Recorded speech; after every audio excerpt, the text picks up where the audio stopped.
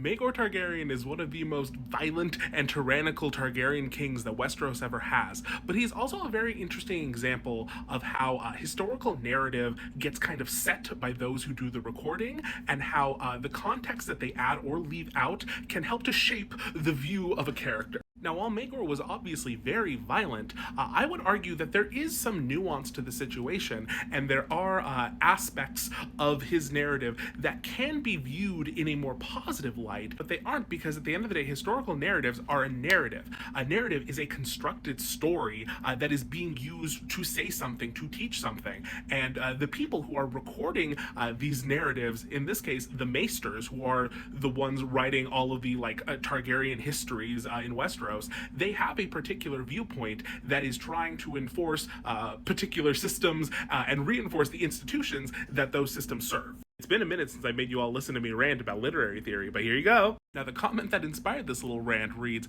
"I'm curious, if Maegor killed Aenys, which was deaf kinslaying and the highest offense to the gods, why did that not usher in a second long night? Why did that offense get passed over until Rhaenyra?" Now, this is referencing a theory that I personally subscribe to, that basically the impetus for the second long night, which is what's the main series is building towards, is a result of a repeat of an ancient kind of betrayal between a brother and a sister that involved kinslaying, when you kill a family member.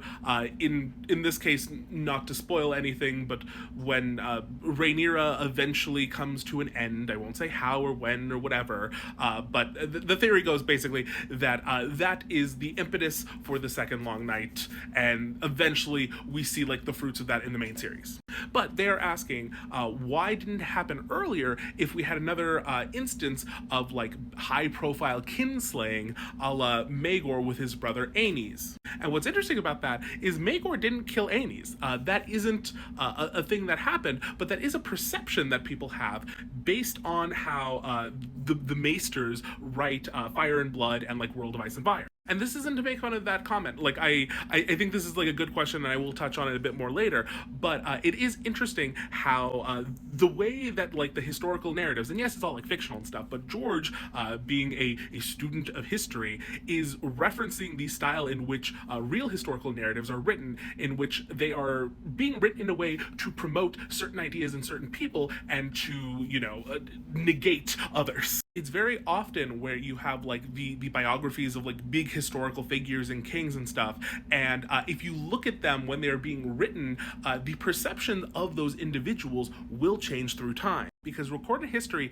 is a narrative, and it's a narrative that's being set by people. So as each subsequent generation examines the one that came before, you can see the biases showing up in how the history is recorded. So a lot of times there will be these big re-examinations of historical figures and kings, where maybe they didn't have a great view of them in earlier biographies, but in the more modern day one, when they're taking in all the context, they can point out and be okay, well, this narrative persisted because this was the anxiety at the time, so they didn't like this figure for that reason, and they wrote negatively about them. But that perception took root in the general consciousness and prevailed going forward until someone else came along and recontextualized it. But because that hasn't happened with any of this, because it doesn't need to, it's a fantasy world, whatever, you get it.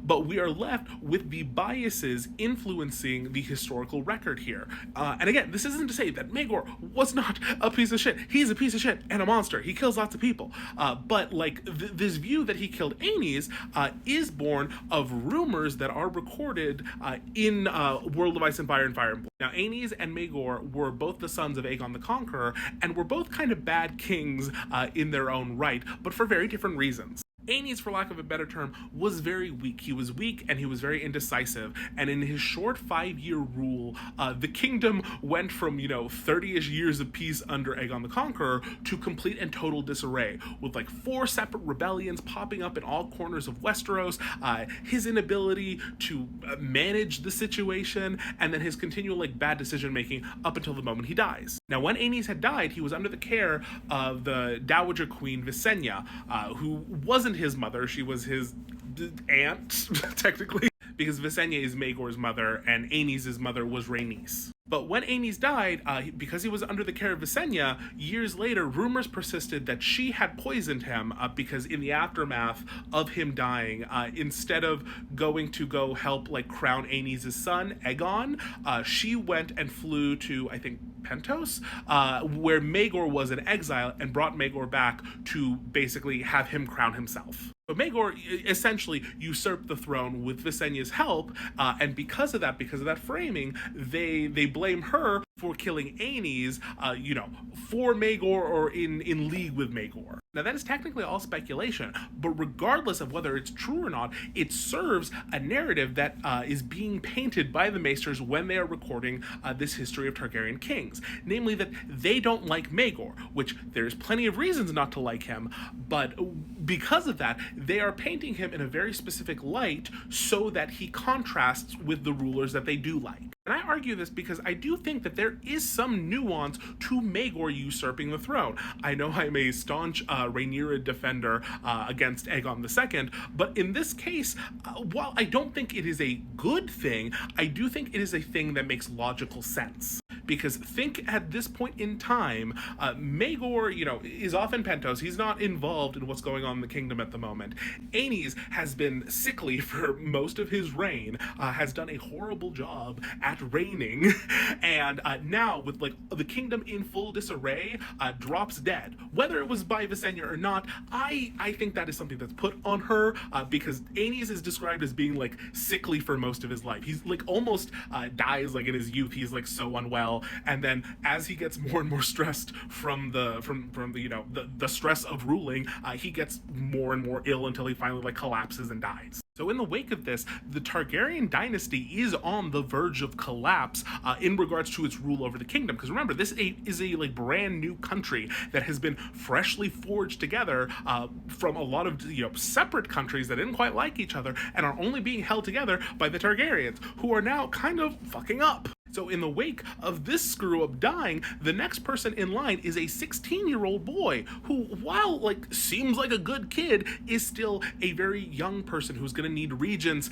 and that invites all of its own problems. So there is a real danger that the Targaryen dynasty is like about to get screwed over by all of these kingdoms like, exploding at once. And so while Maegor is a crappy king because he is so like violent and kills people unnecessarily, in a way he kind of saves the Targaryens because he restores order, kind of. Or at the very least, he's able to subdue the religious uprisings that are springing up all over the country with groups like the Poor Fellows and the Warrior Sons, these like religious fanatical orders who are like going around and just like intimidating people through violence. But he outlaws that, he purges them completely and restores order. And like, yeah, he does a lot of other bad stuff, but if he hadn't done that, I don't think the stage is set for Jaehaerys to then, rule over Westeros for a peaceful 50 years. Not if you have the Faith Militant, breathing down your neck. But a nuance like that doesn't serve the narrative that Maegor is bad in relation to a Jaehaerys being good. So that nuance is de-emphasized, leading to the perceptions like the one that I got in that question about, Maegor killing Aenys. Even though that's not what happened, the perception of him being, responsible in a way exists because of how he is framed. Now, to their question of why, like, Maegor's kinslaying doesn't, like, start up its own long night, like, in relation to the theory, I do have some thoughts on that as well. Because while Maegor didn't kill Aenys, like, personally, at the very least, he did kill several of Aenys' sons, namely Aegon the Uncrowned, who you could see Maegor is on Balerion here, taking out Aegon on Quicksilver, his dragon, and it's very sad. And then Aegon's younger brother Viserys is also tortured and killed on Maegor's orders. And while it doesn't cause, another long night, because I think there are like some contextual differences from the original myth, it does, if you believe that it has an effect, have an effect on Maegor. The perception being that Maegor is kind of cursed. He's unable to have a child, and his rule, while, ruling with an iron fist, is not a happy one. It's very chaotic. Things do not go well, and then he dies very mysteriously, which honestly sounds like karma to me. So in a way, the kinslaying does get back to him if you believe the universe works that way, both in a personal context for him and the historical one. So yeah, goodbye.